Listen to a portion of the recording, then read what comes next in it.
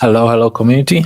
Welcome to today's community event. Happy Thursday to all of us. As always, we're always looking forward to these amazing community events on these various platforms. We are very thrilled, happy to have you here with us today.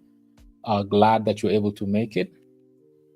And as the title, you can see, what's the price tag on Ethereum? Just to set the record clear, we're not going to speculate on Ethereum's price. That's not what we're going to do in today's session. Simply, we want to understand that how can you put a price tag on a technology? How can you put a price tag on something that is both a technology and an asset, that is decentralized, that you deploy applications on top, that is literally the backbone of DeFi, the future of finance? How can you put a price tag on something like that, on a technology like that, specifically in such early stages? So it's not about price speculation, but it's rather more on, let's think about and understand and compare. Back in the early 90s, if you would have been able to put a price tag on the internet, the technology, how would you do that, right? And the difference is that the internet is literally just that. It's a technology that is being built on top, built upon, and even the blockchain technology is built based on top of the internet. However, the difference with the blockchain tech is that it's also an asset now. So now you have two of best worlds. You have an asset that is a technology all in one. And this is exactly what we're going to look at and understand, that how are you going to put a price on something that is a technology, that is an asset at the same time, that literally has unlimited potential? Because the more you build on it, the more you embrace it and adopt it, the bigger it becomes, the more valuable it becomes. And it has endless growth potential. Everything that is built on top of it adds value to it. The more users use it, the more deflationary it becomes, the more valuable it gets. With the staking side of it, allows users, participants to stake it, making this cryptocurrency or the ecosystem even more stable, more secured. And because they're earning rewards for staking and securing and stabilizing the network, that is deflationary, meaning it's a solution to inflation. This opens even more doors for more products that financial institutions can work around and create products around it. Treasury strategies can be developed out of it, and the opportunities are endless. So how are you going to put a price tag on a system like that, on a technology like that? That's what we mean with what's the price tag on Ethereum, right? So before we get into dive into today's session, there's quite a bit to cover. Let's just get the let's get some guidelines out here. Let's ensure that we welcome the first timers that are joining for the first time. We're very thrilled to have you here. We are a very passionate community about, we are passionate about this industry, the blockchain technology. And also we like to highlight through informing and educating about our platform, how we are actively tackling the four major challenges that we identified within this industry that we are so passionate about, using this latest technology, the digital ledger technology, as a solution through smart contracts, and deploying these smart contracts on chain and addressing these four challenges in this space. So that's what we are all about. And for the returning members, community members, we are always very thrilled to have you here with us as well. So also, we have a daily activity with us, and that's tweet, right? That goes in line with us being all about being informed and educated, and also bringing awareness to this industry. So that's something that we are big on, and we really like to bring awareness to this industry, and we do it through engagement, a community activity, right? And that's through tweets. So BULLRUN, Killer Whale, and Survivor, all of them are out. Those who have not yet, I highly encourage us to do so. Let's engage with the tweets as all of us participate, from the creative minds that develop the banners to the individual that actually tweets it out, for us to have access to it and engage with it as a community. So you see that it goes in 3 different stages, and we all participate in our own ways that we can, right? So it takes all of us, it takes the entire community to make this work.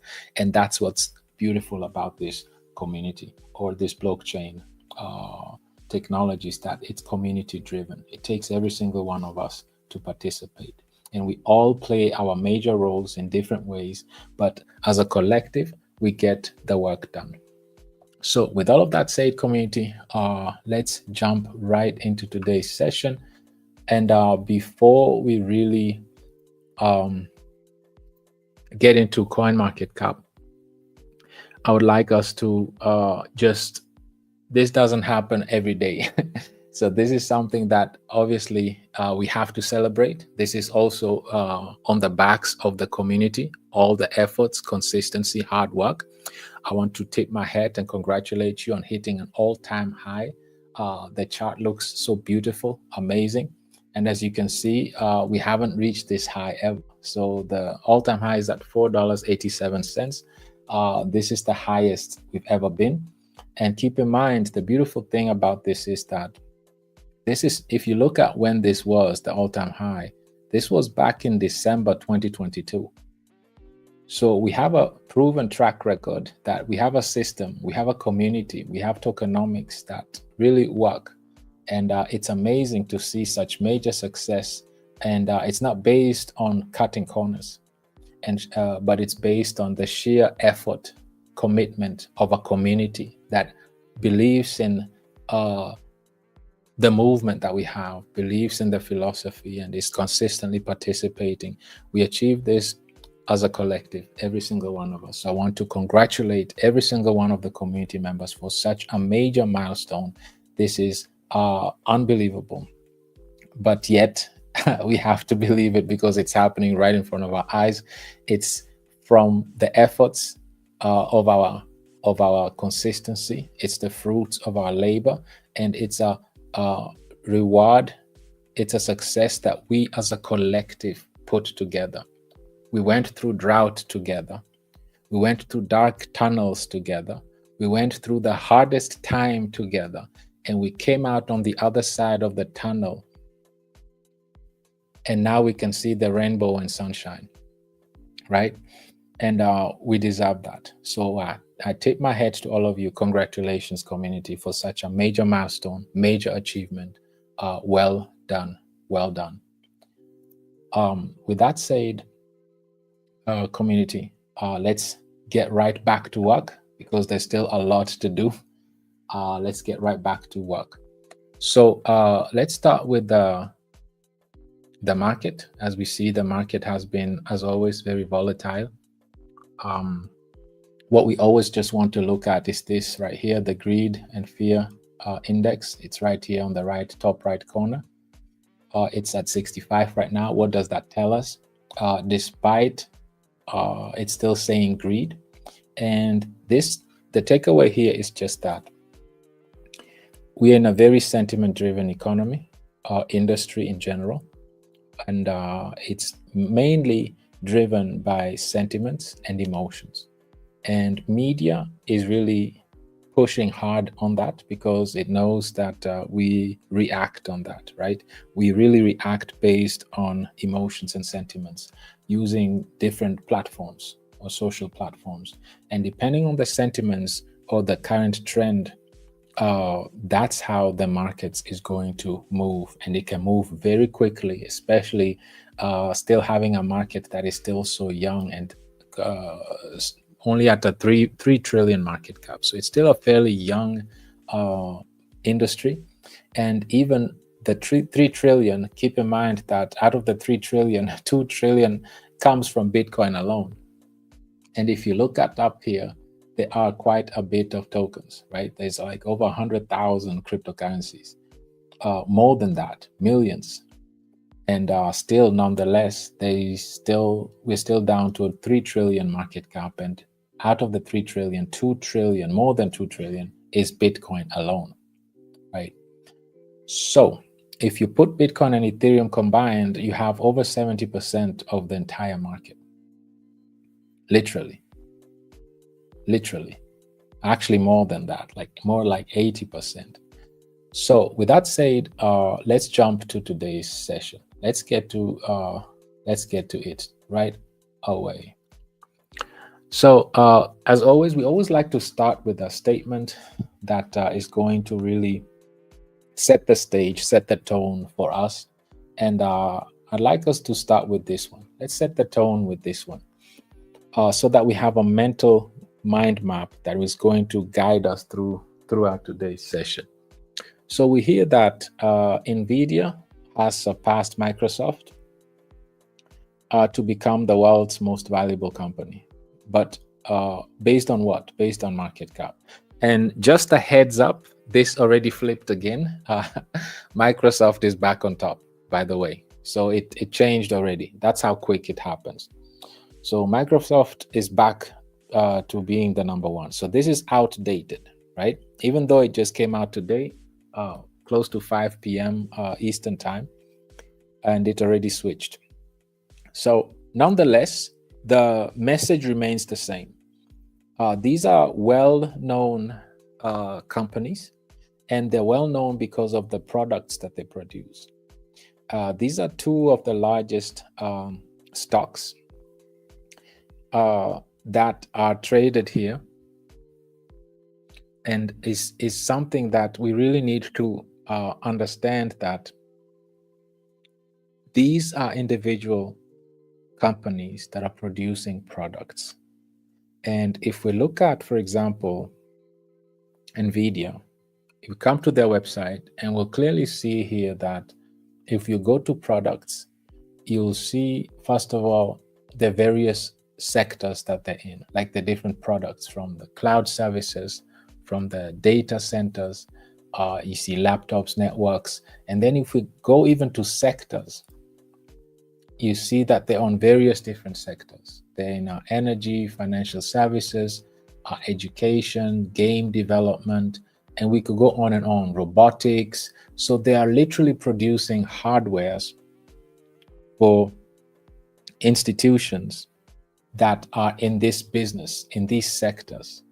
So they have products, hardwares, that are helping other industries and sectors to develop even better products, right?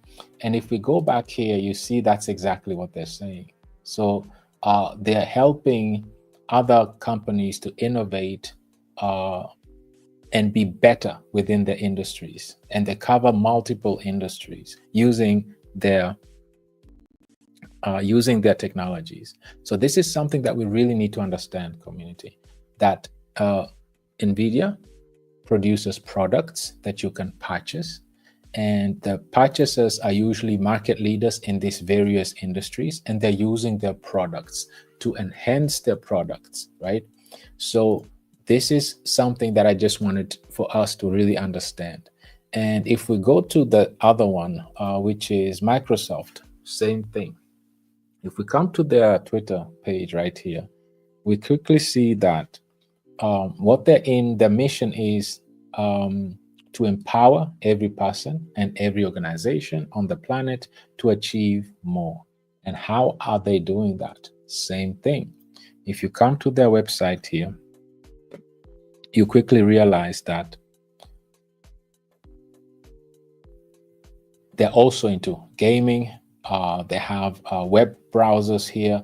They have different operating systems on desktops and mobile phones.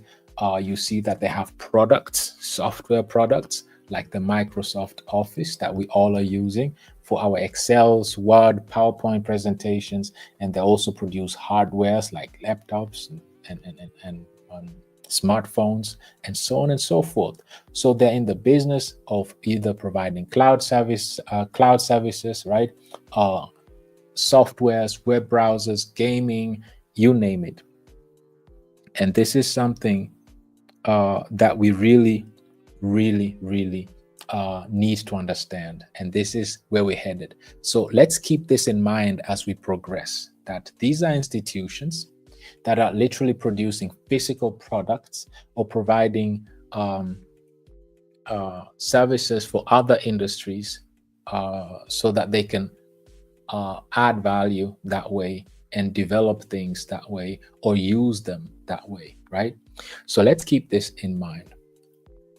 And if we go even further, another thing that I want us to understand, like I said, it already changed.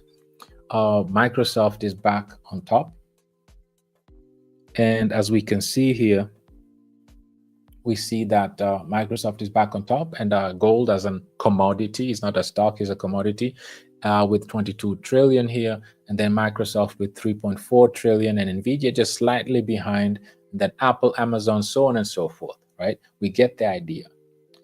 These are all, majority of them are tech stocks or soft as we know them. They are mainly using the internet as a technology, and they're offering software themselves.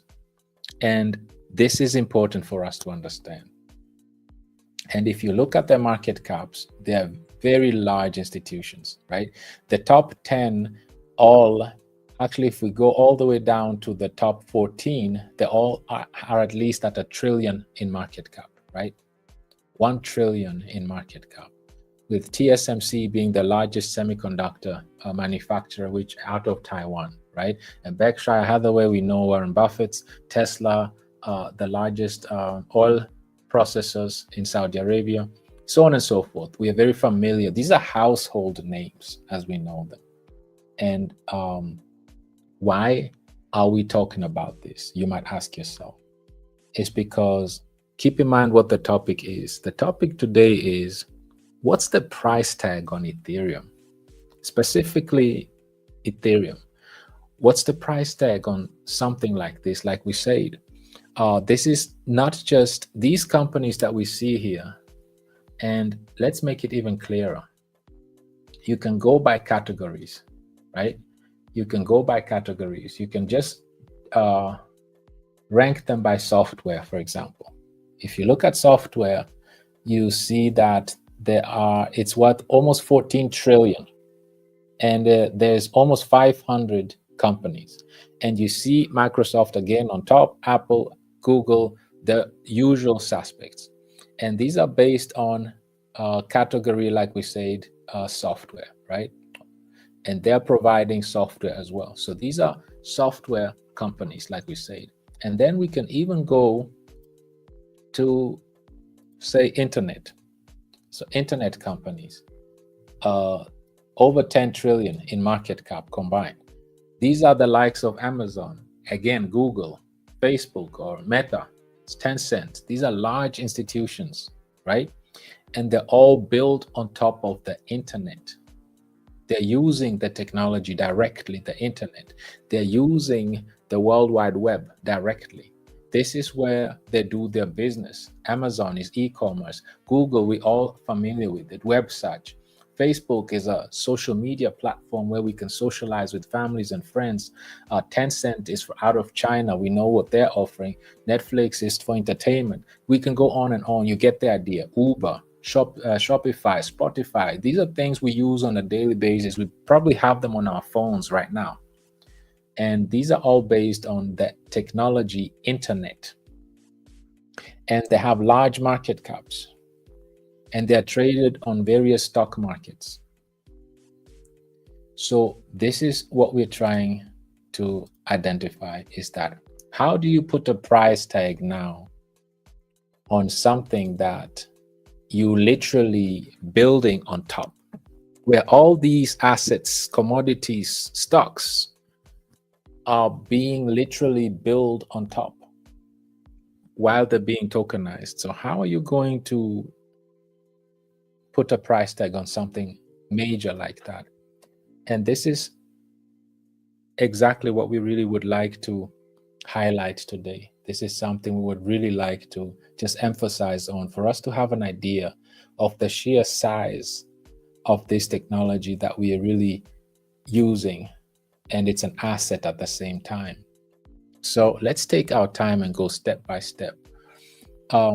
Just as an overview right now, what's considered real world asset right now, all total real world assets on chain right now is 23. And this is excluding stablecoins, because the largest real world assets today are stablecoins. So these are all other real world assets excluding stablecoins. It's only at 23 billion. This is nowhere. This is really at its early stages of everything. And let's understand this even clearer. And the best way to understand is, let's start with the bond market, one of the largest, if not the largest, markets. So World Economic Forum gives us a nice, vivid picture here. It gives us a chart that a graph that we can look at. So this is ranked based on the largest bond markets in the world, right? We've looked at this before. And if we come down here, first things first, together, the US and China make up 55% of the global bond market. So just two largest economies in the world are responsible for more than half of the entire bond markets. So 55, that alone tells us one thing, that the bond market is really dominated by these two market leaders, largest economies, US being the largest with 51 trillion, and China less than half of that of the US. That just shows you how much US is literally dominating. But combined, they have more than 55%, right? And you see the US here in blue. If you see the US has 45%, almost half of the entire bond market is US. And then you see China, Asia, to combine is 29%. So why is this so significant? It's because we need to understand one thing here, and this is this: the total bond market, the global bond market total is 133 trillion, right? Let's keep that number in mind. The total market, bond market, global bond market is at 133 trillion. Now let's come back over here. Let's go to the bond market, global bond market, right here. We talk about how tokenization is getting ready to take on, but it can't right now because there's no regulatory clarity.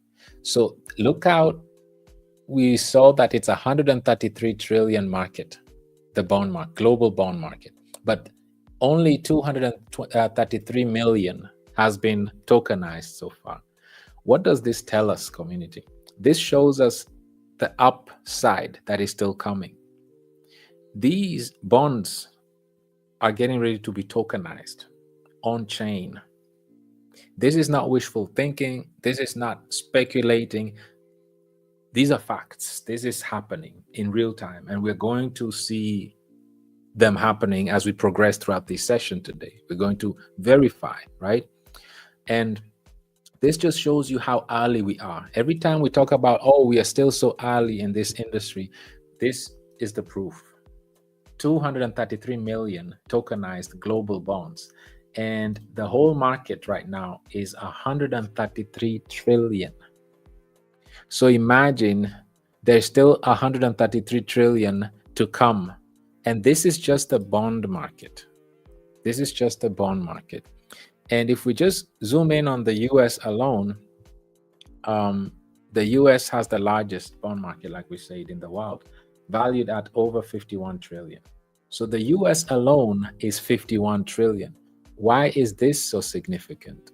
Because of this. Let's go to the US. This was for the global. Now the US right now, keep this number in mind, 233 million, right? So if we go to the US right now has 7 billion.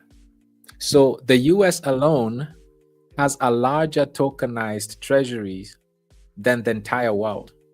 So this just shows you how far ahead the US is in terms of bonds. They're already the largest. And now on chain, they already have such a large lead already as well.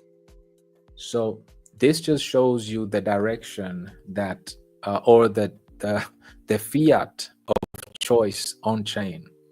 So keep in mind, the US had a 51 trillion. US bond market is 51 trillion. Here we are with only 7 billion. So that means we still have 51 trillion to come on board. This is how early we are in this industry community. That's how early we are, because like we know, tokenization is the future, and this is where the world is heading towards, to more efficiency, more transparency, more borderlessness, DeFi. That's the direction, right? Now that we looked at the bond market, let's look at another large industry, and that is the foreign exchange market, which is sitting at 7.5 trillion. That's the foreign exchange market. And look who's the leader. Surprise, JP Morgan. They won 5 awards. They won 5 of them, right? The firm recently clinched 5 accolades at the Euromoney Foreign Exchange Awards. For those that are not familiar with this Euromoney Foreign Exchange Awards, this is the cream of the cream. This is like you getting this award. This is the gold standard of everything. So at a ceremony in London in September, Euromoney named the firm the world's best foreign exchange maker, and that's JP Morgan. They are the world's best foreign exchange market maker. Why? Because they are extremely liquid. They have sustainable and healthy liquidity. They're in the liquidity business. And JP Morgan is hailed as the year's top market maker. Market makers are exchanges. They provide liquidity. And JP Morgan is the most liquid, and they have the most modernized platforms in the entire industry. And another thing I just want us to highlight here is this.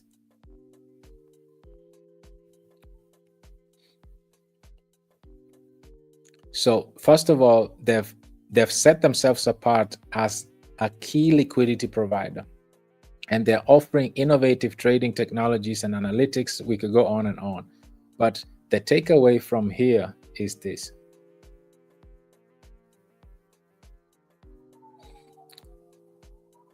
The Euro Foreign Exchange Awards have been the gold standard for big players. So this is the gold standard. If you receive this award, you're literally the best of the best. And this is in the last 50 years. This is not since last weekend or beginning of the year. This is the last 50 years.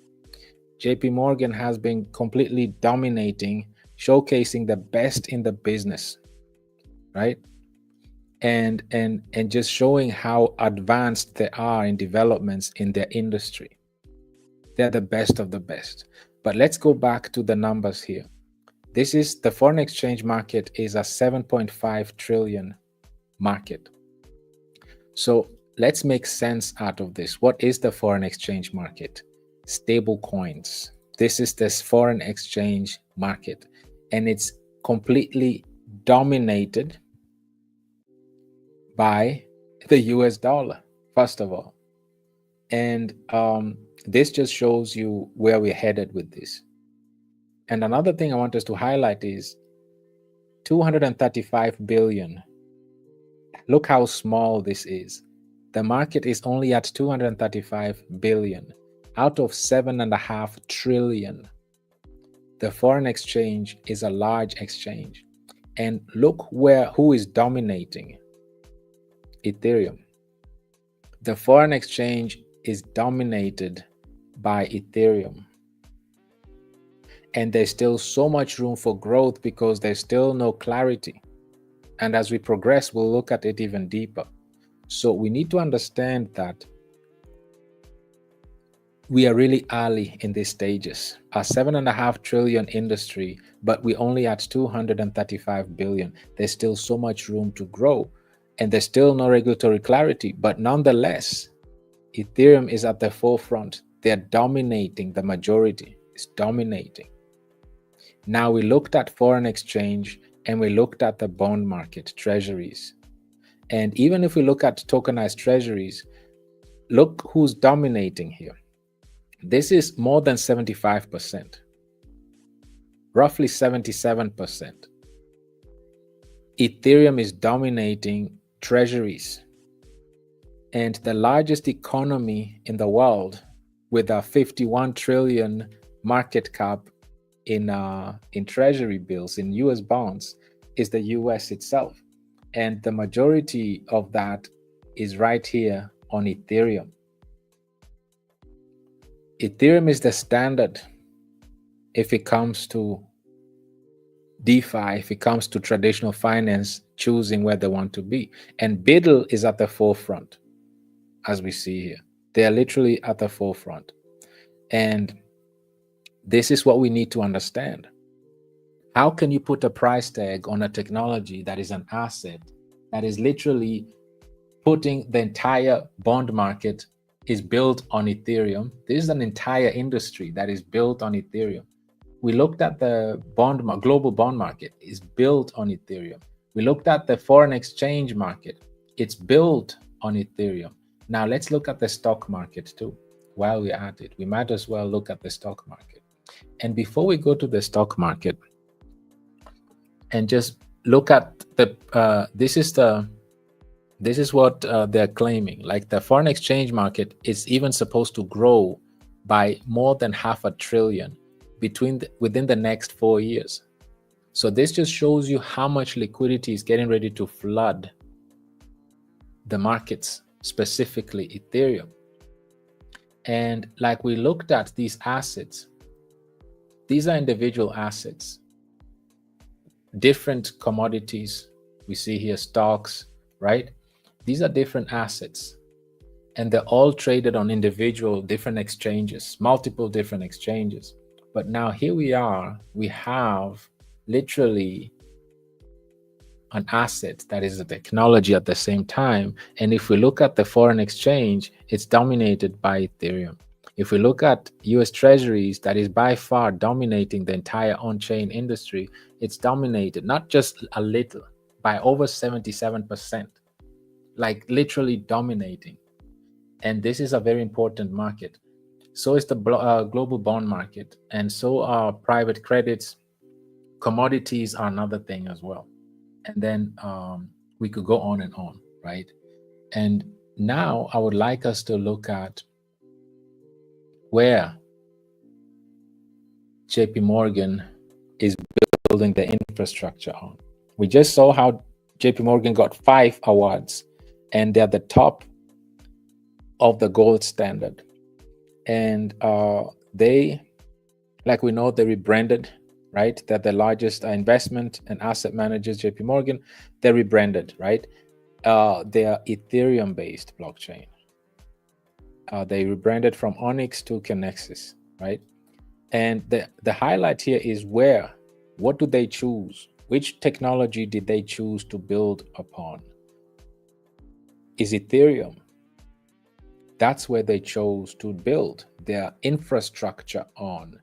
And this is the difference. How do you put a price tag on an asset and a technology that major market leaders like JP Morgan, Visa, MasterCard, UBS, the Swiss National Bank, the Swiss government are building on top the infrastructures on and using its asset, Ethereum, for? What price do you put on something like that, right? It's really hard to say because it's not unlike NVIDIA and Microsoft that are literally selling products that have specific price tags on them.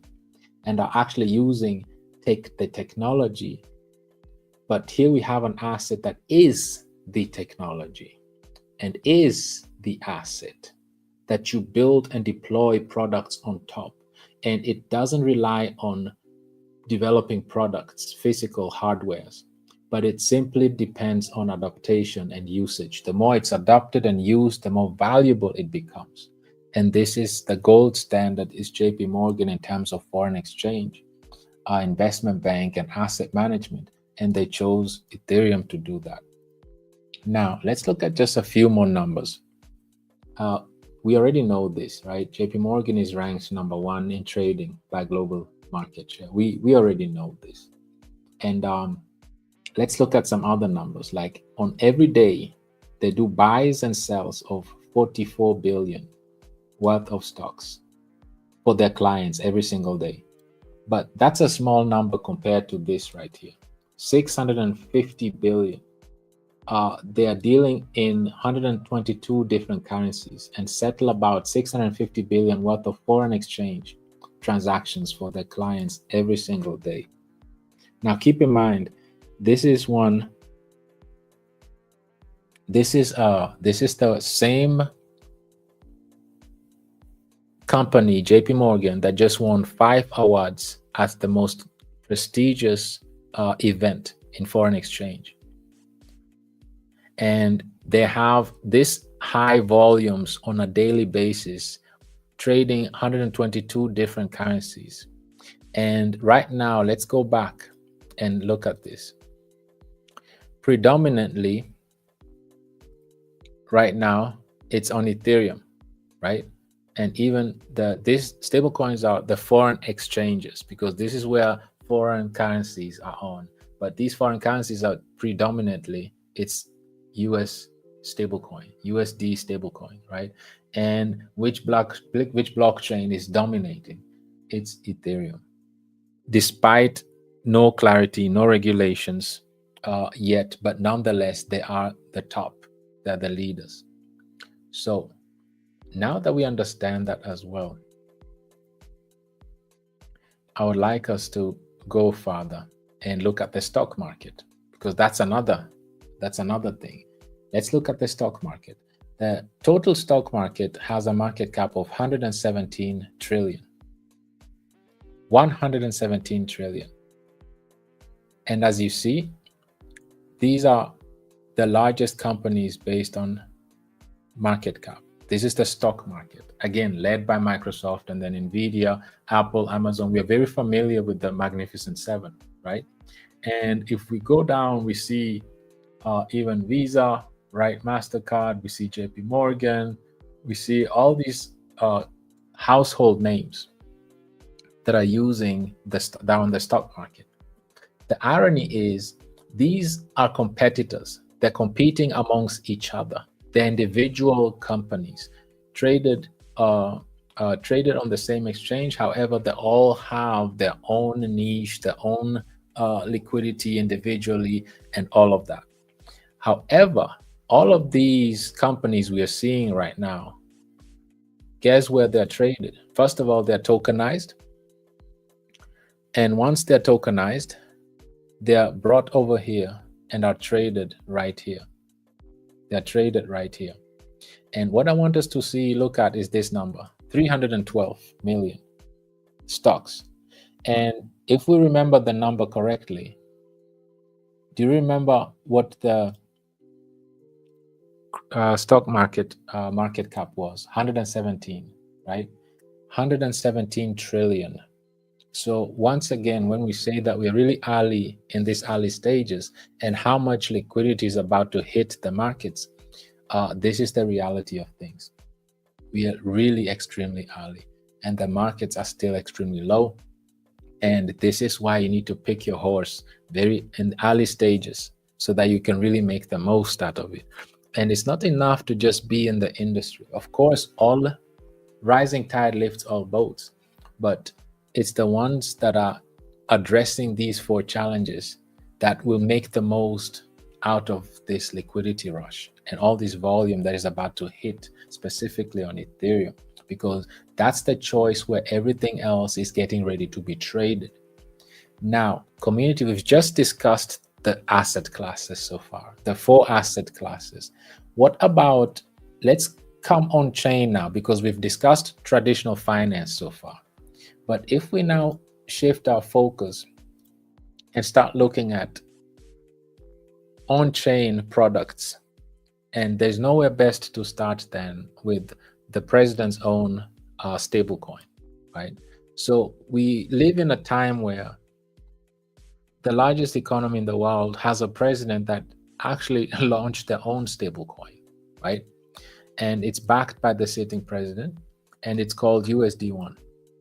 And now you can restake this stablecoin and even earn staking rewards. How about that? So this alone shows us that, first of all, stablecoins are the future. Staking is getting ready to be cleared, because why would the sitting president issue a staked stablecoin if it's not going to be passed through the law, right? So if we see the president issuing a staked version, like users can restake a stablecoin and earn additional rewards. So here we have not just a random developer, but a sitting president offering not just a stablecoin, but using staking. Staking, you can only stake on proof of stake blockchains, obviously, and the largest one of them is like we said, Ethereum, right? So obviously, this means that he is keen on stablecoin regulations and keen on staking and earning rewards. Why is this so significant? It's because this takes a major step into DeFi, decentralized finance. This speaks for us. This means that stablecoin regulations are just a few moments away. Staking, obviously, is going to be allowed, it's going to be enabled. And once all of these regulations and clarifications are put in place, we just saw where the majority of stablecoins are.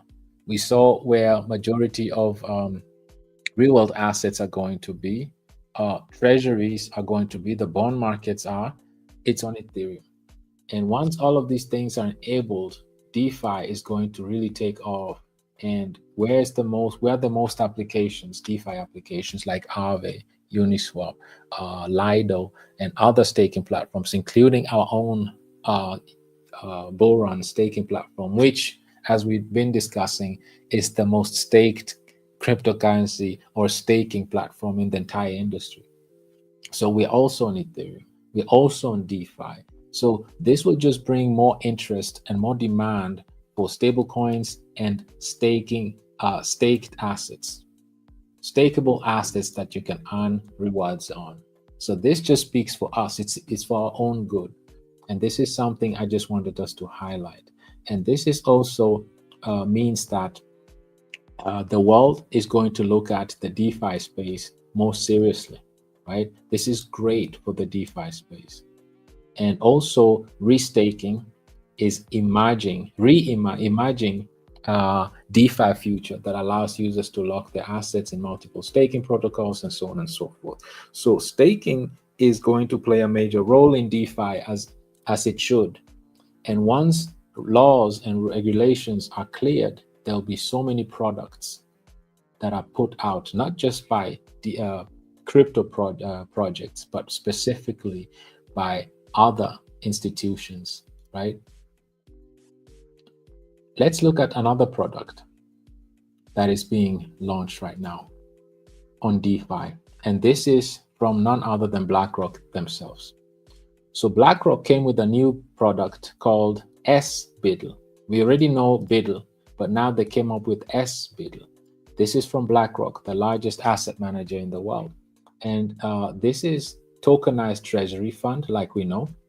And let's look at what it does. What does SBIDL do? So first of all, SBIDL is BlackRock's first tokenized fund with native DeFi capabilities.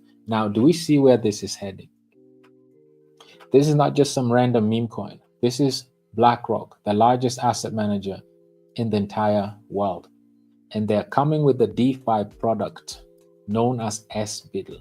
And SBIDL, what it does, it's literally the BlackRock, it's literally SBIDL fund is more than just a digital version of Treasury. It's a glimpse into a future where traditional finance flows through decentralized pipes. So what does it do? While BIDL fund itself launched in March last year, where did it launch? Of course, on Ethereum. This is where serious players with deep liquidity such as JP Morgan, BlackRock, Visa, MasterCard, if you want deep liquidity, this is where you launch your products on Ethereum again. So anyway, SBIDL is its ERC20 counterpart, designed to interact with DeFi protocols. So BIDL holds short-term US treasuries, cash purchases and purchase agreements, where SBIDL allows holders to interact with these assets on chain. Let me explain this. First of all, let's define what is ERC20. Let's define what is ERC20.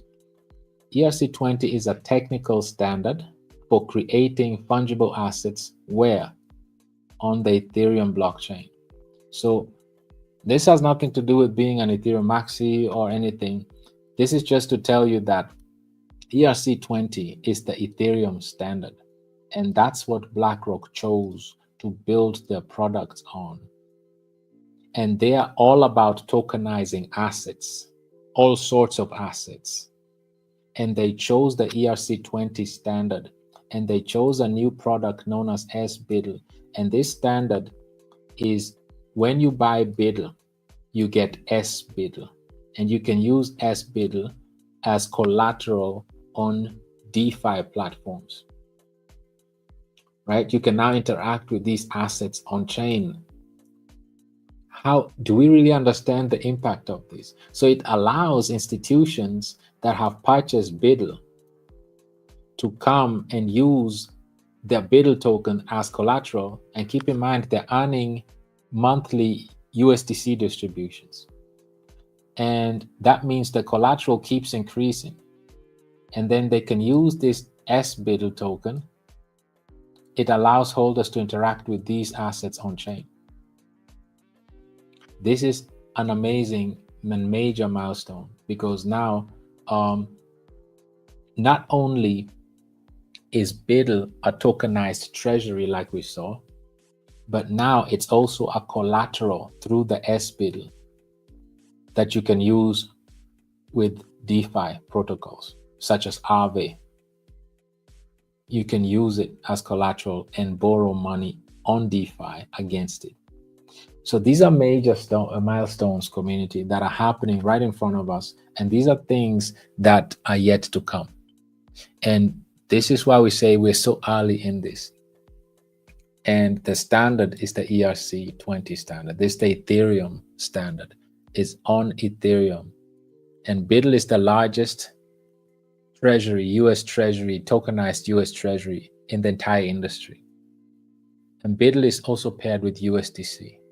And they both are required, or will be legally required, to purchase US treasuries, short-term US treasuries. This will lower the interest rate of treasuries, make receiving money US dollar even cheaper, readily available globally, and this will extend the bull markets even more. But let's not get ahead of ourselves.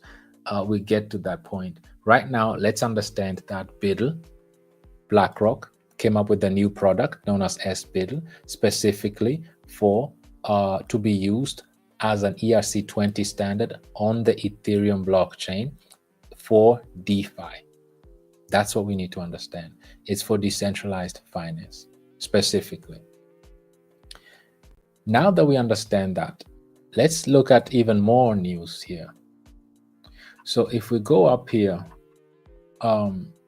this is the Bank of International Settlements. This is the banks for the central banks, literally. They're headquartered in Basel, in Zurich, in Switzerland. And they are literally wrote an article on stablecoins impact. What a surprise, right? They're coming up with this new article talking about how stablecoins are going to have an impact on treasuries and treasury rates and influence the markets and the market's growth. So this is not just some random article by some influencer. This is the Bank of International Settlements. They set rules, they set standards, and they're the banks for the international, for central banks, right? And this chart shows us which companies or projects are literally holding majority of the or have purchased US treasuries. And if we focus on the right side, like we said, we are even nowhere yet. We're in the early stages of stablecoins, but nonetheless, they're the third largest holders, stablecoins, as you see here, only behind China and of course JP Morgan. They're the champions of foreign exchange. So they're holding a lot of stablecoins. And then China, which is the company manufacturer of the world, and then stablecoins themselves. So this just shows you that in the very short future, stablecoins literally are going to be completely dominating in terms of being the largest holder of US treasury bills. These are topics we've been discussing, like we looked at last time, for years already, right? So we already talked about this, how the White House Caesar said that stablecoins could increase demand for treasuries and so on and so forth, and also lower interest rates, right? And now new research from the Bank of International Settlements, often called the central bank of central banks. So this is not just some random bank. This is the central banks of central banks. And they're saying that stablecoins are going to have a major impact in short-term treasuries and their interests. And I don't want to bore us with reading through the whole article, but there are some takeaways here that are very interesting. And first of all, the BIS said that stablecoins are going to really influence the market. And let's look at numbers here. How are they going to influence the market? And this is very interesting here. So additionally, with larger volumes of stablecoins, it will reduce the ability of the Feds, right, Federal Reserve, to influence interest rates. Right now, we are at the mercy of the Feds.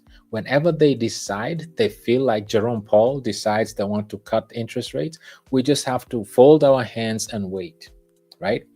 But now, as stablecoins are going to become larger and have bigger volumes, it will reduce the ability of the Feds to influence the rates. How? They compare during the early 2000s, the Fed's monetary policy was not able to affect treasury rates. Because why? Because this was attributed to significant offshore holdings. So you remember how majority of the treasuries were held by China and Japan. And because they were purchasing treasury bills in such high demand, in such high numbers, it automatically used to push down the interest rates of the treasuries, making the US dollar more accessible, much cheaper, and bringing more demand for investors to purchase or hold even more US dollars. So it was based on foreign investors, but now stable coins are the ones that will have a similar impact. They're the ones now that are going to have a similar impact.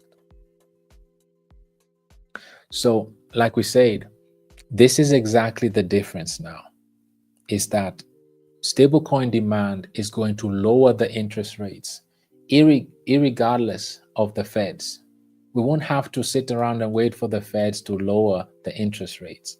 The adaptation and usage of stablecoins alone are going to reduce the interest rates, treasuries rates, right? And this will mean that money, access to liquidity to the US dollar will be cheaper. And it will happen naturally and organically without the Fed's interference. And we just saw how early we are. Look at the early stages we are. The foreign exchange market is at 7.5 trillion, and we're only at 235 billion. So you can imagine the growth we are yet to experience. Community, this is how early we are in this space. And again, predominantly it's on Ethereum. The two most largest industries, which is the foreign exchange industry, known as stablecoin industry, is on Ethereum. And then the second largest industry, which is treasuries, the bond market, is even more than 77% also on Ethereum. So do we see what's happening? This means that all this adaptation of stablecoins and treasuries, which are the two predominantly largest assets in the world, they are already on Ethereum, and this before there's clarity in the industry. So this just shows us what's coming our way. And how do you put a price tag on a technology and an asset such as Ethereum that is literally all these largest industries are being deployed on them through tokenization? You tokenize these assets, deploy them on Ethereum predominantly, as we can see here. And these are facts. This is not wishful thinking, oh, let's speculate. No, this is the truth. It's a fact. It's happening already. Let's continue and see even more. There's another new product specifically for decentralized finance. It's known as BULL. It's also a new stablecoin, and it's going to launch within the next 2 months. So this is not, again, wishful thinking and speculation. This is significant move for DeFi. And what makes this so special? First of all, it's a stablecoin, meaning it's going to be required to purchase US bonds, which will lower the interest rate, which means that getting access to US dollar will be cheap and attractive, and it will bring more liquidity into the industry without causing inflation. And another thing that is interesting is that with this stablecoin, what it does is that it's using staked ETH as collateral. How about that? So not only does it bring demand for the for the US stablecoin, US denominated stablecoin, and not only does it bring demand for US treasuries, but you can also use the way you get this stablecoin is by staking your ETH as collateral. Then you can mint this stablecoin. So it also brings demand for Ethereum. So those who stake their ETH and are earning even more ETH can also mint this stablecoin. That's what sets this apart, and it's also used for DeFi as well.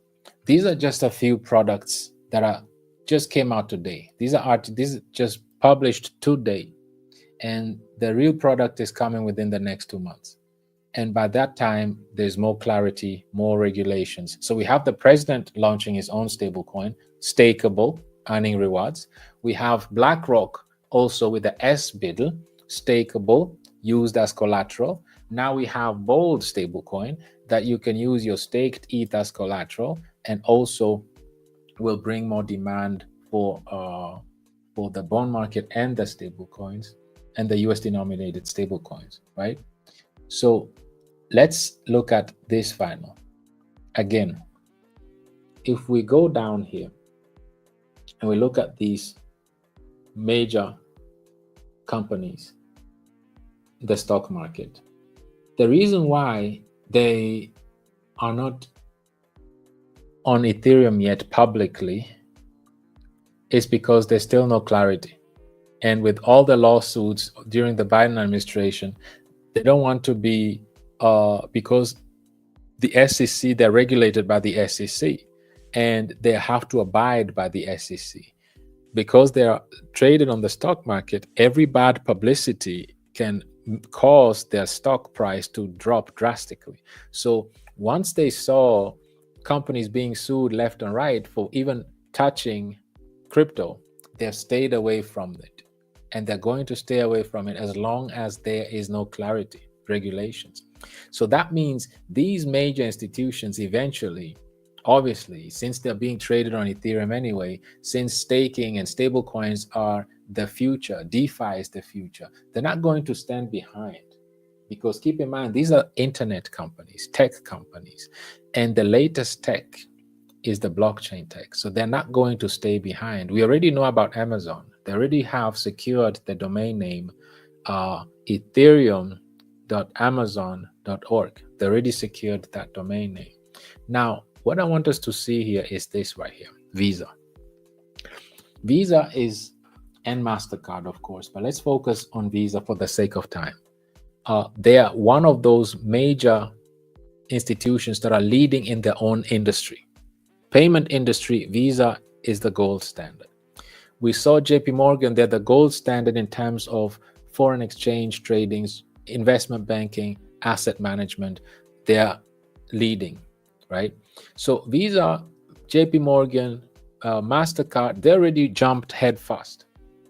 So that means the other ones are just a regulation approval behind. They're going to join, of course, as well. And if we looked at Visa, like we said, this is something we already know, but just for those that are maybe tuning in for the first time and are not aware about this, it's important to understand where Visa is launching as well. And they're also launching their tokenized asset platform. Why are they launching this? Because they want to onboard banks. They aim to enable banks to issue and manage fiat-backed tokens, which are stable coins. We just saw how stable coins are in high demand, they're the future.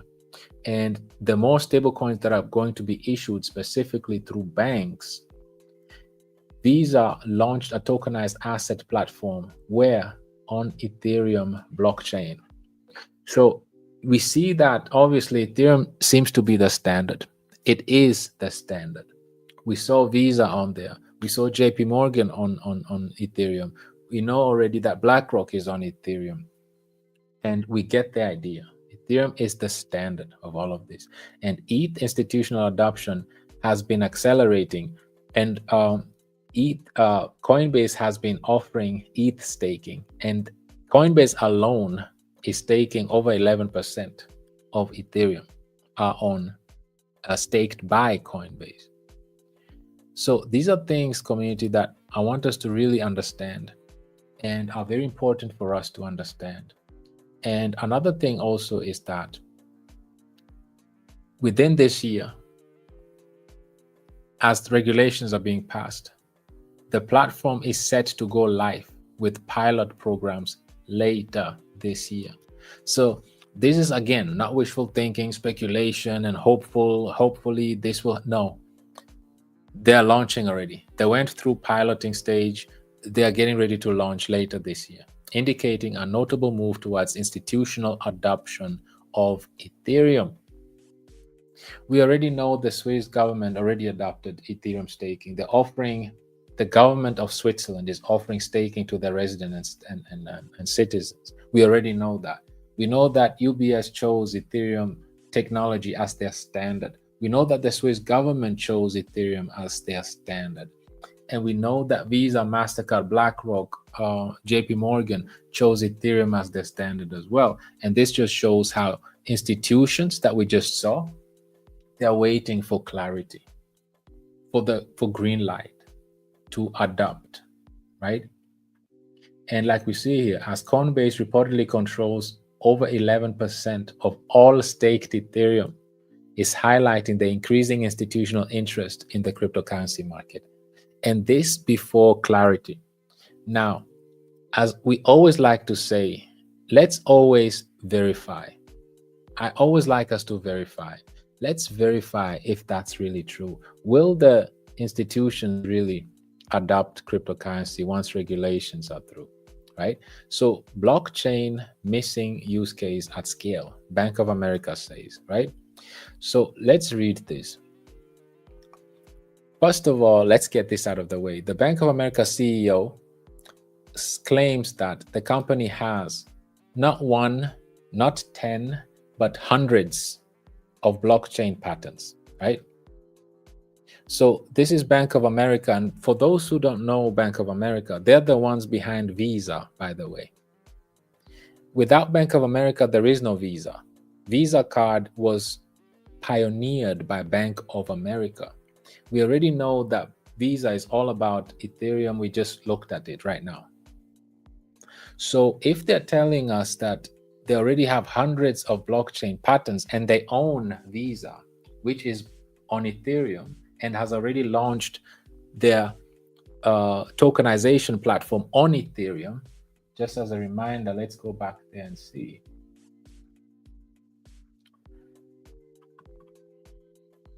Visa launched the tokenized asset platform on Ethereum, just as a reminder, right? Visa already launched on Ethereum, and Visa is a daughter company owned and pioneered by Bank of America.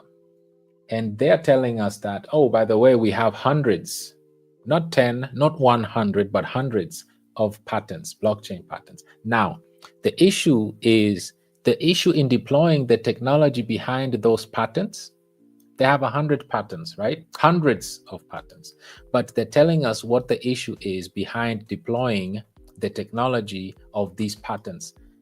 The all-important fact is that there exists little regulation in the crypto and blockchain space. That's it. We just verified that indeed this is what's holding them back. The only thing that is holding them back are regulations. They're waiting for the regulations in the crypto and blockchain space, and then they're going to unleash and deploy the technology, the patents behind the technology. We already know their daughter company, Visa, is already full in on Ethereum.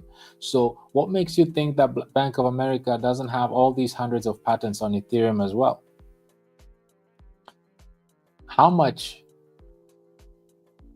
is coming on, how many dollars are coming on chain? There are trillions of dollars, not a month, but a day. And almost all of them are digital. We're talking about trillions of dollars. And this is just Bank of America. We already saw JP Morgan also on Ethereum. They already also have billions, hundreds of billions of dollars. And they have $10 trillion in daily volume as well. Now, here we have the parent company, Bank of America, of Visa, who is already on full-blown on Ethereum with a tokenization platform to bring other banks on chain, have secured themselves hundreds of patents, but the only issue before they can deploy this technology on chain that they've patented is because there exists little regulation on crypto. So indeed, once clarity is out, once regulations are clear, let's go back to this. That's just Bank of America, right? And they're right here, then the 30th largest. So Bank of America, and then we'll see all these other ones as well. If Bank of America is waiting for clarity, what makes you think Nvidia, Microsoft, Apple, Amazon, they're on the same, they're being traded on the same exchange. So they're all just waiting for clarity. That's it. That's all they're waiting for, right? Once there's clarity, there are trillions of dollars a day, and they're all already digital. And they have hundreds of patents of the blockchain, and they want to use and deploy the technology behind these patents. And they're talking about digital ledger technology. These are not my words.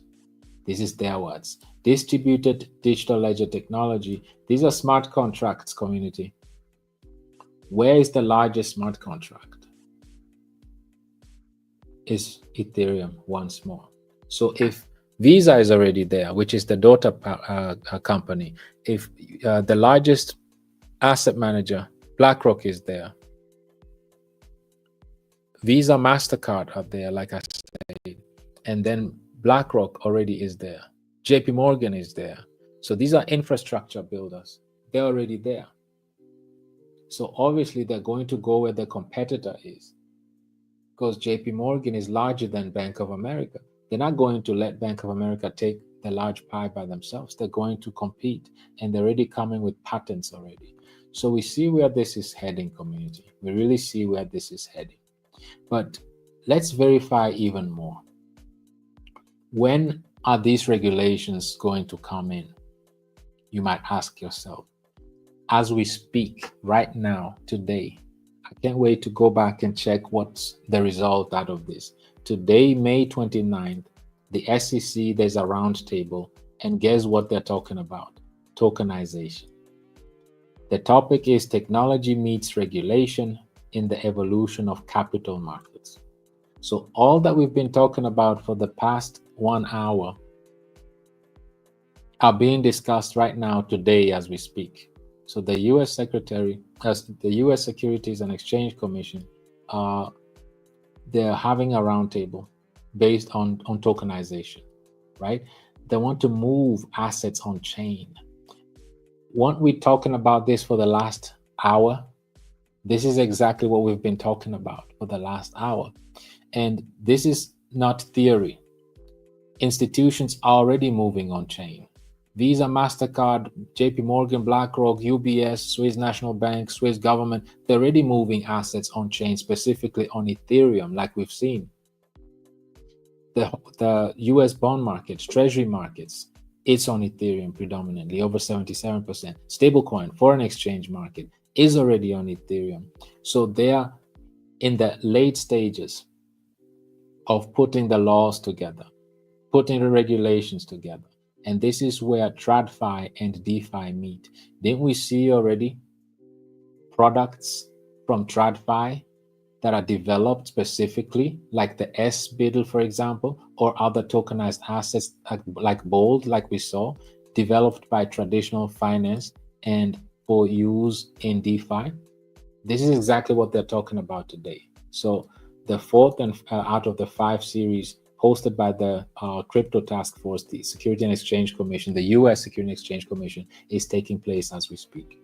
And what they're talking about is asset managers, decentralized finance platforms, and legal experts are all taking place there. And what are they talking about? They want to talk about bringing how they can bring traditional financial assets onto blockchain-based platforms. And this is exactly what's taking place right now as we speak. And I'm curious to see what was the out.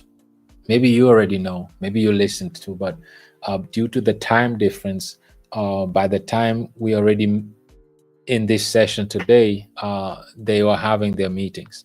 So this is what's happening right now. And they're framing tokenization, which is a technological shift, not a new asset class, right? So this is a technology that is already been in the space. So a consistent theme is always the tokenization. It's the best understood as a technology-enabled process. This is what the traditional finance understands. This is why we always say, let's look at the technology for what it really is. It's a technology and it's an asset at the same time. And this is what we need to understand. At its core is tokenization, right? Refers to placing real-world financial instruments such as equities, bonds, funds. Didn't we just look at equities, stocks market? It's on Ethereum. Bond market on Ethereum. Funds, which are ETFs and all of that, all get tokenized already and are used by JP Morgan as collateral for the derivatives market. All this is coming onto a blockchain, enabling programmable ownership and related transaction futures. Programmability means smart contracts. Smart contracts is on ERC20 standard. It's on Ethereum. So this is exactly what we need to understand, community, is that some compared this transformation to an evolution from certificated shares of electronic records, with the leap to tokenization offering the prospect of additional features such as the ability to incorporate automated compliance, which is smart contracts. Everything you see that is automated, smart contracts, real-time settlements, and improved transparency and inclusion of investors. Borderless transparency, immutable, DeFi, decentralized. This is all what blockchain technology is all about. So community, this what we've been discussing about, and we saw that all these institutions are needing are green light, clarity, regulations, and this is being discussed right now today by the SEC. And 2 weeks ago, BlackRock already sat down with this same team right here and was pushing them and urging them to enable tokenization, to enable Ethereum staking, to enable real-world assets, stablecoin clarity, because that's their business. That's where they're in. That's what they're in. And that's what these other companies are waiting for. That's all they need. They want to use the distributed ledger technology, and they want to be able to have regulatory clarity because they already have hundreds of patents, specifically Bank of America, which is the parent company of Visa. So this is the message for today, community.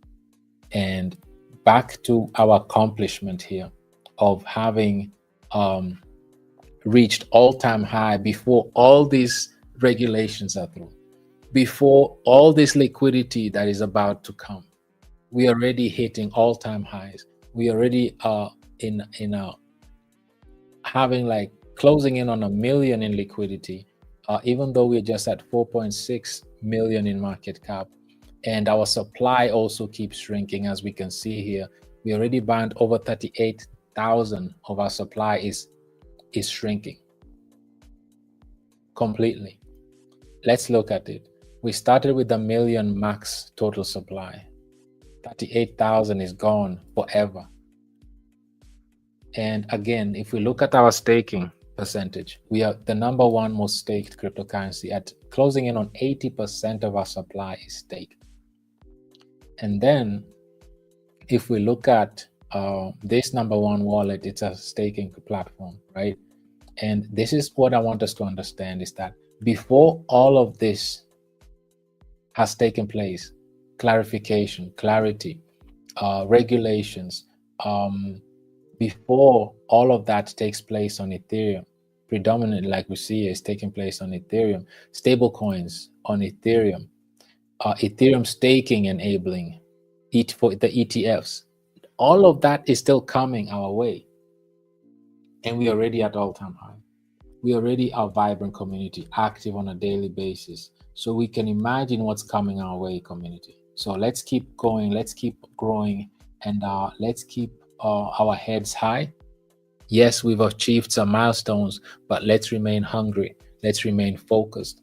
Let's not relax. But this is the time to push even more, right? It should just give us that boost, that energy that we are doing the right way, the right thing. We're on the right track, and we can achieve even more by keeping the focus and pushing even more, right, as a collective. So we've achieved major milestones. We've achieved all-time high, and the best is yet to come, community. And that's the beautiful thing about this. What's coming on Ethereum? Keep in mind, what's the topic? What's the price tag on Ethereum? What price tag are you going to put on an asset that is a technology at the same time? How are you going to do that? How is that going to happen? What price tag are you going to put on something like that? And to make the most of this community, it's all about fundamentals. You can't do without the fundamentals. You need to address the 4 major challenges like we always talk about. First of all, lack of liquidity, and we are addressing that. With every trade, there's 3% added into the liquidity pool. This is why we see we are approaching $1 million in liquidity right now. Even though we are just at a 4 million market cap, we have a healthy liquidity because of that. That's very important, community. And then another thing is inflation. For our staking platform, it's at least you should be deflationary, if not scarce. For a staking platform, you need to have a scarce supply. so that it encourages the stakers to remain staked because they are not being diluted through inflation. So this is why we have the burning mechanism. Like we showed you, we started with 1 million in supply. Now we are down to 961,000. So 38,000 already removed from the total supply. That's what you need in a staking platform. But that's not enough. You need also, for a staking platform, you need sustainable staking distributions as well. And this is based on the volume, right? Right now, staking is not enabled yet because we still don't have that consistent volume on a daily basis, consistently like it should. So that once we enable it, it won't stop after a week or so. But now we'll have enough volume that we can now benefit from the staking distributions. However, meanwhile, the staking USDC distributions are being accumulated on the smart contract. Let's keep that in mind. So these are important points, community. And then finally, the fourth one is use your volume efficiently. Use your volume to accumulate USDC, to retain liquidity and to lower the supply, and use the smart contracts to achieve that. This is how you're going to make the most out of this liquidity rush like we saw is about to come our way. We're not even close. We are talking about trillions of dollars, hundreds of trillions of dollars that are coming on chain right now through tokenized assets, through new products, through stable coins, through real world assets, on Ethereum specifically. So what's coming our way is so much bigger, and we need to be prepared. We need to be part of a community and ecosystem that is literally has a proven track record, that has been around for more than 2.5 years, that has gone through a bear market and came out hitting all-time high. And through the sheer effort and resilience of an entire community, right? So congratulations once more, community.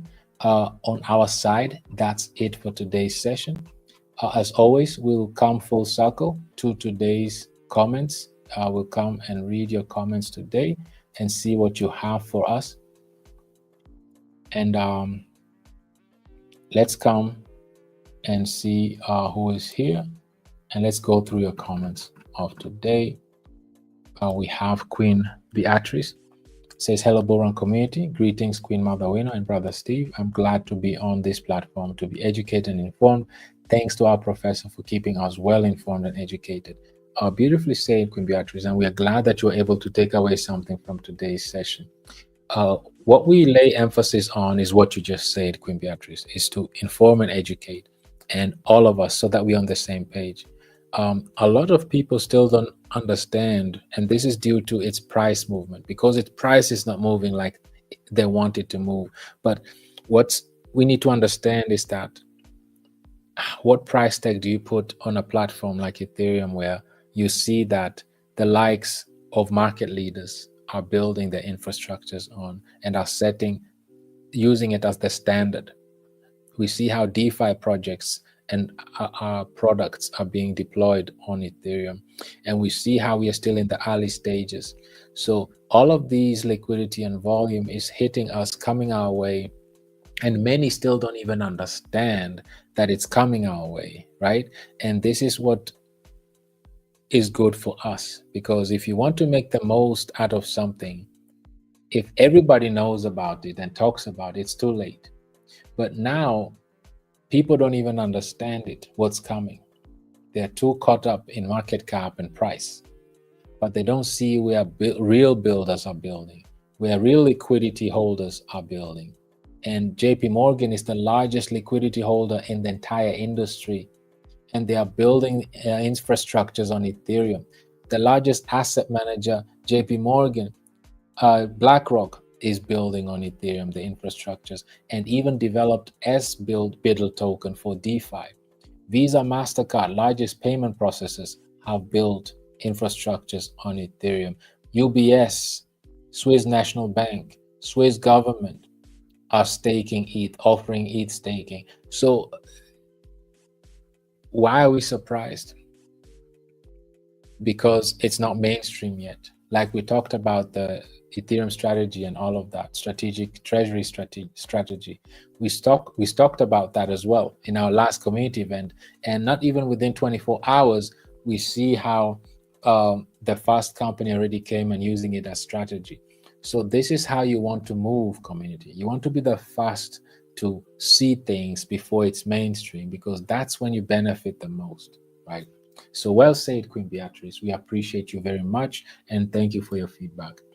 My great brother Theo says, greetings and happy Thursday, my great brother Steve, dearest great Queen Mama Wino, and my epic VRL family. This session will be fire, discussing ETH price tag. Will you be breaking out that?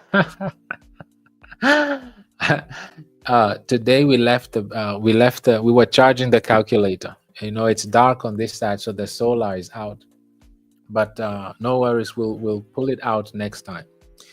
Today was really just based on the fundamentals and understanding, and asking ourselves, how can we put a price tag on a technology that is an asset at the same time, that is being built on top, doesn't require hardwares, but rather its value derives from sheer adaptation and usage. And how are we as a community, as an ecosystem, going to make the most out of this gold rush? Is by focusing on fundamentals, by addressing lack of liquidity, inflation, unsustainable staking distributions, and inefficient use of volume. Thank you so much, great brother Theo. Very much appreciated. Queen Corsi says, greetings, Queen Mother, Brother Steve, and the entire BULLRUN family. We are indeed the bull runners, enthusiastic to hear from our very own developer, Brother Steve. We appreciate you, Queen Kosi, for participating, always being part of these events. Very, very much appreciated. Glad and hope that you're able to take away something from today's session. Queen Kinole says, greetings, BULLRUN live community, and our developers, Mom, Awino, and Mr. Steve, who makes us burst with blockchain knowledge and current affairs in the crypto industry. Can't wait to hear more. Hope that you're able to take away something from today's session, Queen Kinole. We appreciate you very much for taking your time and being part of this session today. We have Queen Prominent Affairs says, greetings, BULLRUN family. Greetings right back to you as well, Queen. We have my brother Bram. Good evening, Brother Steve, Mama Wino, and BULLRUN family. Can't wait to learn more today. Always a pleasure to see you, my brother. Appreciate you, and we hope that you're able to take away something from today's session as well. We have Queen Patricia saying, good evening, family, and good evening to our developer, King Steve and Mama Wino. We are back to learn from the best. Thank you, Mr. Steve, for your dedication. Stay protected and blessed always. Thank you so much, Queen Patricia. We appreciate your consistency as well, always being present, making time for these community events. You're very much appreciated just as much. May you and yours also stay protected and blessed. Then we have not to be named. Good afternoon, everyone. Looking forward to another learning session from Brother Steve. We are glad to see you in the community as well. Always a pleasure to have you. We have none other than Queen Debbie as well, saying greetings, BULLRUN community. Blessings to you, my brother Steve, and our beautiful Queen Mother Wino. I am so humbled to be part of this community under your leadership. We are glad to have you too under your leadership as well. Specifically on Wednesday, yesterday, you and Queen Val were just amazing. And your encouragement, your thoughtfulness, taking your time to encourage, educate, inform the community and all of us, we appreciate your leadership as well, you along with Queen Val. Thank you so much for doing that. And also the upcoming events that you are hosting these upcoming days and weeks. We appreciate you so much, Queen Debbie, for going above and beyond. And your leadership is very much appreciated just as much. Thank you so much. We have Queen Lati says, greetings, BULLRUN family, eagerly waiting to hear what is in store for us as we watch the BULLRUN token soaring high.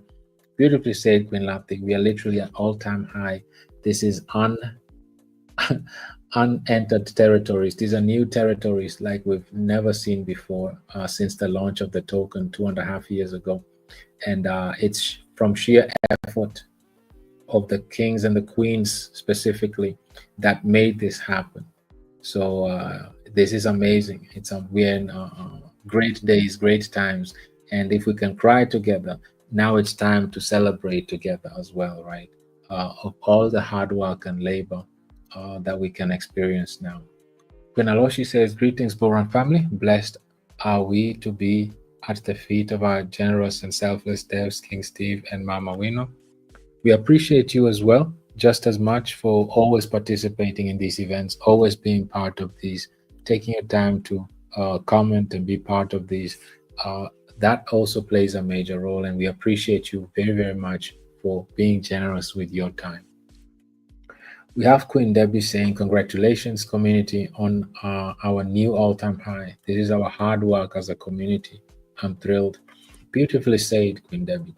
Indeed, it's collective effort, and all the efforts, tireless efforts, on a consistent basis, and being able to go through tough times, not just through rainbow and sunshine, but also through tough times. And this is how we can also enjoy the good times that we have as a community. So congratulations indeed to all of us.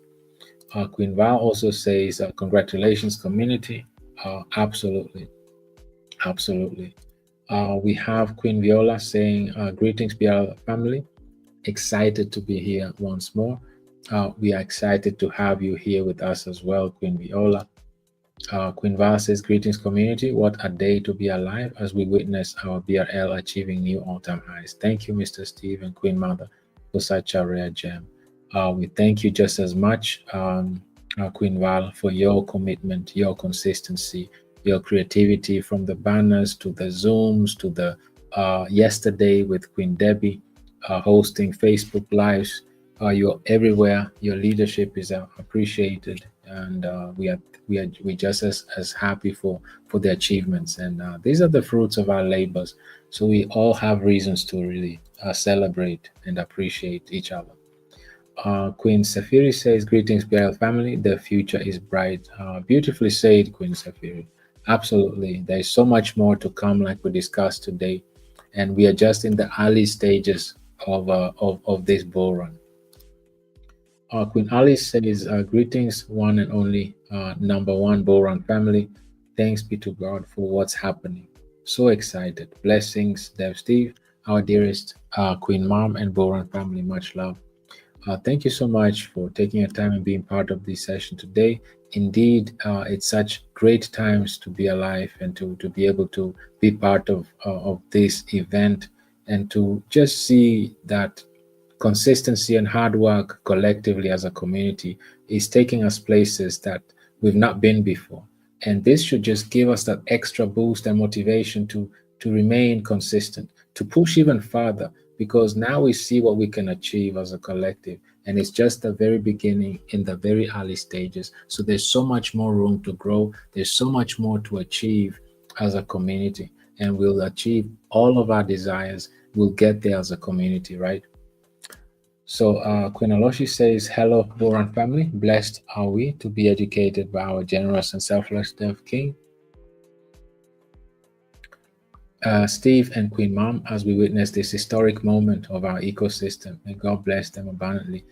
Thank you so much once more, Queen Aloshi. Indeed, this is a very, very historic moment for all of us, and it's great to be part of this. We can all celebrate and be excited about these times. We have Queen Grace says, "Thank you so much, Steve, our Mama Wino, and the entire BULLRUN family.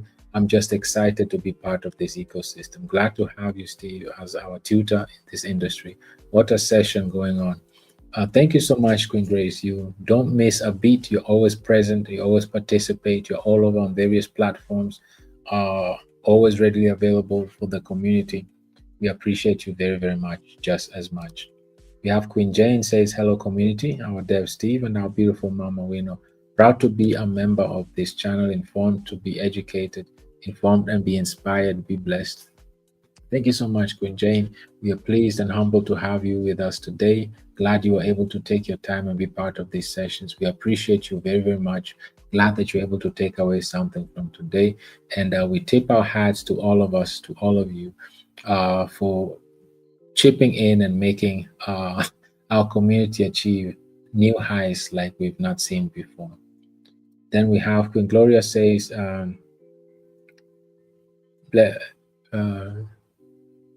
King Steve, as you unfold this in front of our eyes, we appreciate you, Queen Gloria, very, very much. Glad that you're able to make it to today's session. We're very humbled. Thank you for participating once more. Then we have Queen Marilyn says, enjoying this session greatly. We appreciate you very much. We are all really, it's a time to enjoy. And all of us, we can do that as a community.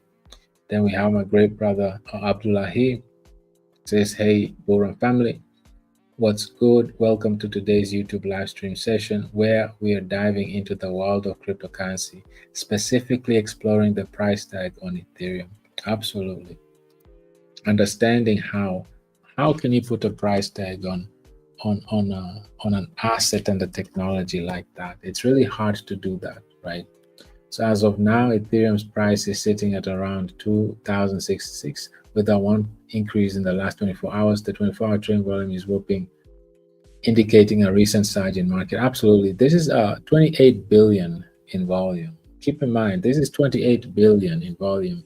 And we just saw that JP Morgan alone is processing 10 trillion a day. And we just saw that Bank of America that has hundreds of patents is currently trading trillions of dollars and claiming that trillions of dollars are getting ready to come on chain. We saw these various industries from treasury, bond markets, over 133 trillion.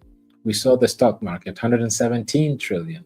And then we saw all these commodities, stocks market, we saw all these different tokenized assets that are getting ready to be tokenized and launched on chain, specifically on Ethereum. So we can only imagine this number, this trading volume is even going to be so much greater. Thank you for sharing these facts and numbers with us, King Abdullahi. On a different note, regarding the breaking news about Elon Musk stepping down from Trump's administration, I couldn't find any verified information on this. Actually, he verified it himself. He went on various podcasts and news channels and was actually explaining himself and touched on how he wasn't keen on the big, beautiful bill of the president. And ironically, a day later, after he criticized that bill, he decided to resign, right? So that's politics, and politics will always be politics. So we can just leave it at that. But just to assure you that yes, it's a fact. He's gone now. He can now focus on his businesses, right? However, King Steve, we'd love to hear your thoughts on this. Care to share some insights?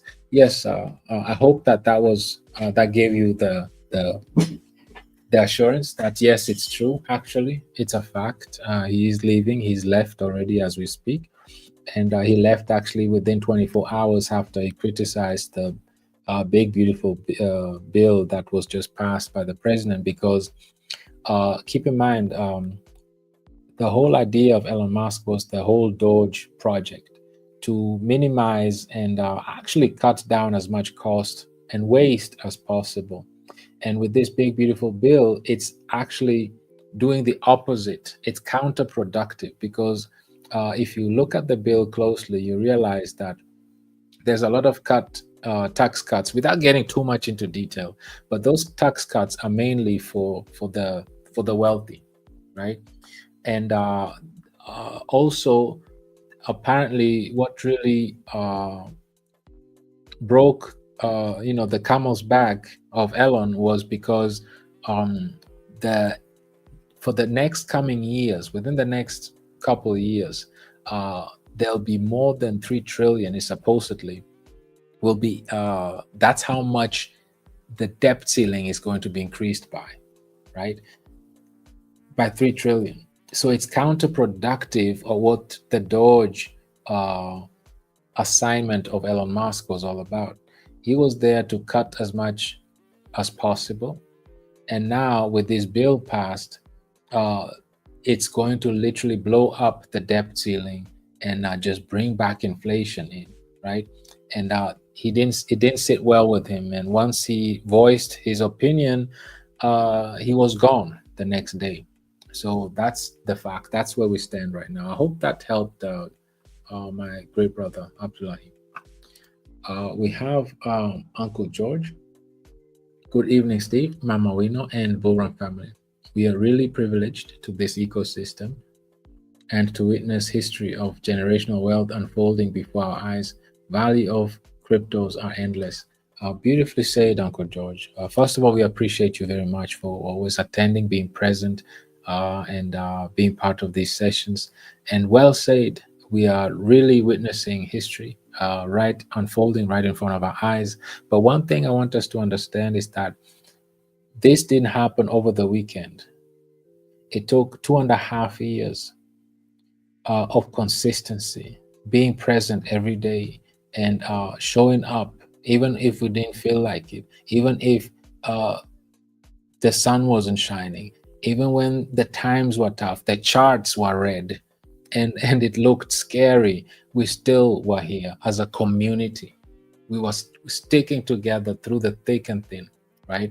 And this is why we can also celebrate together and enjoy together, right? For those that have been sticking it out through the mud, through the pain, through the red candles, and now we can enjoy these green candles and celebrate and enjoy also our success together. If we can go through the pain together, we can also laugh, smile, rejoice together during the good times. And that's exactly what we're doing right now. So well said, Uncle George. Queen Virginia says, enjoying and well transformed. Glad to hear that. That's beautiful to see. We appreciate you very much for your feedback, Queen Virginia. And we have Queen Emily says, hello, BULLRUN family. Loving the info, Brother Steve. Thank you for your feedback. We are very humbled to have you, and thank you for the feedback. Glad that we are all participating and benefiting from this today. Jules Mbumbi says, I have learned a lot from our developer, Mr. Steve, on blockchain technology, crypto space, tokenization, etc. Thank you so much, Queen Mumbi. We are happy that that's the case. We're very humbled that you were able to take away something from today, from today's session, and we are glad that you took your time to be part of these sessions today. Queen Rosemary says, proud to be part of this community. Education is free. Blessings to you, teacher Mr. Steve, and Queen Mother Wino. From far you've brought us. How beautiful is that to say? Well said, Queen Rosemary. Indeed, we came from far. We came from very, very far. And we have a long, long history as a community. We've come together from a very far, and we've been consistent together. And that's the beautiful thing. We always say that we've not seen such a consistent community that is persistent to succeed and doesn't. And here we are today. Look at the fruits of our labor for sticking, right? For sticking together through the tough times. And now we can celebrate the good times together. Well said, Queen Rosemary. Queen Jules says, we got to know how these markets work. Beautifully said, Queen Jules. Glad that that's the case. We're very humbled to hear that. Then we have Queen Val encouraging us to click on the like button and engage with this video, even especially when we're done. It will push the algorithm to reach as many people as possible. That's exactly what we need. Thank you for the reminder, Queen Val. We have Queen Louisa says, warm greetings, Mama Wino, Brother Steve. Happy Thursday, BULLRUN family. We are happy to be accumulating liquidity. Beautifully said. Absolutely. And thank you for keeping us well ahead with education. We thank you just as much, Queen Louisa, for always participating in these events, being part of these community events, your leadership, your guidance, your consistency. We are all just a little part, a small part in a bigger puzzle. And it takes every single one of us to be where we are today.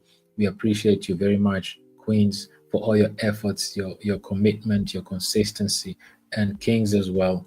We appreciate all of you for your engagement, your participation. We have none other than Queen Mother Wino herself saying congratulations to the amazing BULLRUN family for your great achievement. Thank you so much, Mom. Congratulations back to you as well for your tireless efforts, your consistency, leadership by example. With the Queens, you've been always here, always on Zoom. You've been tweeting for us for the last 2 years, along with Queen Val, also with the help of the creative Queen Crypto Rise Up, and then the beautiful community backing and retweeting, engaging with the tweets. This is how we succeed, right? It takes every single one of us, and we all play a major role to the success of this achievement. Thanks for another great session, Steve. Thank you as well, Mom, for your efforts, and we appreciate you so much. Then we have Queen Janet says, thank you for the session. This was informative as always.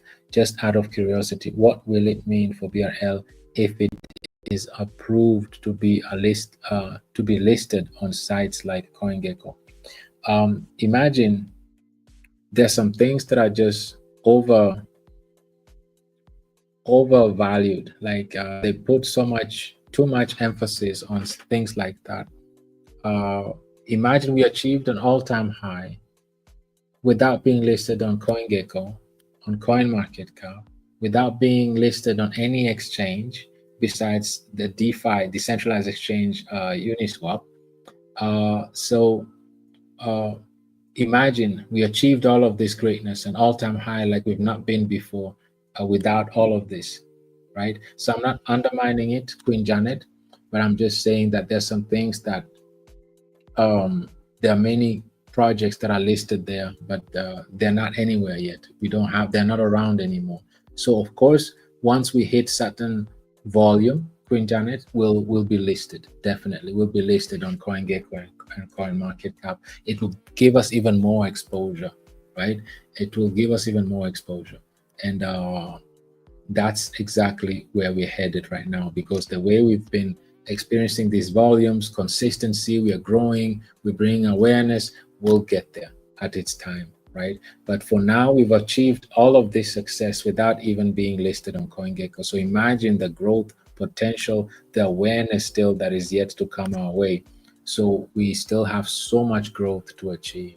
If we could achieve all of this and without being listed on these major markets pages, CoinMarketCap or CoinGecko, all of that is still ahead of us. All of that is still coming. So those are just more catalysts that are coming our way.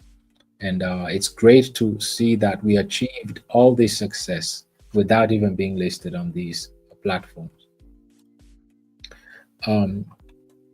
Brother Ernest says, greetings to you all, my esteemed BULLRUN family. Greetings to our Queen Mother and our fountain of knowledge, Brother Steve. May God continue preserving you. Thank you so much, King Ernest. Very, very much appreciated for always tuning in, always being part of these sessions. We salute you as well. We appreciate you very, very much. And then we have Queen Marina says, greetings, community. Grateful for the informative and educative sessions, always blessings. Thank you so much, Queen Marina. And this is how we can really close out on a high note. And we appreciate very, very much for your participation, community. And congratulations once more for the major milestone, major achievements. And we couldn't have been here without each other, right? It takes every single one of us to be where we are today. This should just encourage us to put in even more effort, be even more consistent, and be even louder, be more consistent, be more dedicated, because we see that every little effort we put in is bearing fruit, right? So let's get back to work, and let's not relax, because we achieved major milestones, all-time highs, closing in on 80% staked. With banning, supply is shrinking by so many tokens already. So we are on the right track. We have a deep liquidity right now, closing in on 900,000 in liquidity, even though we only barely above 4 million in market cap. So we have great numbers. Community, we have achieved all-time highs. We are still so early in this industry, and there's still so much growth potential in this industry. Like we discussed today, the market caps are still so low, and all the tokenizations and clarity that are about to come our way will open the floodgates to even more liquidity and more volume. And like Queen Jane was suggesting, once we hit that volume, we'll be listed automatically in these platforms because we already applied for them. All that is coming, their volumes. However, like we said again, imagine we achieved all of that without even being listed on there. So, community, with that said, I want to thank you all greatly. Appreciate you all for taking your time and participating in these events. I want to wish you a wonderful, wonderful rest of your week. For the Queens, tomorrow, your session, I wish you a much success, a wonderful session as always. Where Queens come together, civilizations are formed. We appreciate you, Queens, very, very much. We appreciate you, Kings, as well. For the rest of us, let's look forward to meeting again on Saturday by the latest. And again, for the Queens, have a wonderful session tomorrow. With that said, community, I want to wish you all a wonderful rest of your week till we meet again. Bye-bye, community.